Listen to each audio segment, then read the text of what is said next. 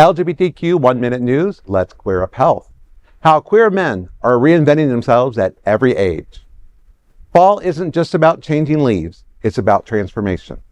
For many queer men, that means embracing new identities at every stage of life. Filmmaker Ben Jackson experienced his breakthrough at 30.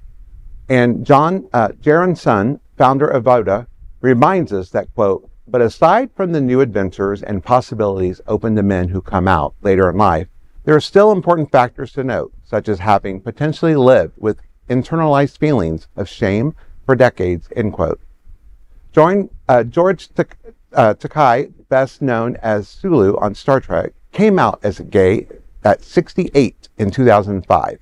Whether at 18 or 80, embracing change can be daunting, but it's also liberating. Each chapter invites queer men to live more authentically, proving reinvention is less about becoming someone new and more about finally being yourself.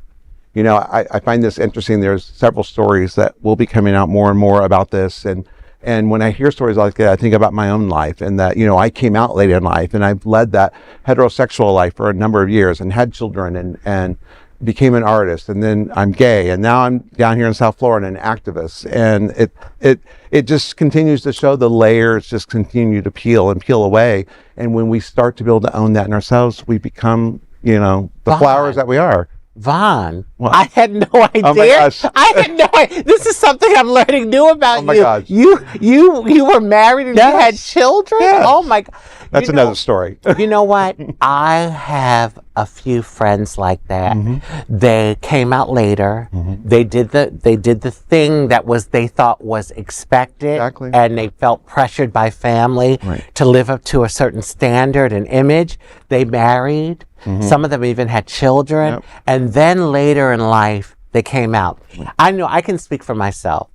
I always say that, you know, this life that I live is not easy. And I deal with a lot of like mockery and judgment and discrimination, injustice, all of that, a whole list of things. But I always say there is a freedom in living your authentic truth. I am not in a social prison. And I think, like, when I think about my friends and even you, I think, wow, like for a long time, you all probably felt like you were in a bit of a prison. I had no idea at the time, though. Okay. So, like I said, that's another story. Yeah. For another day.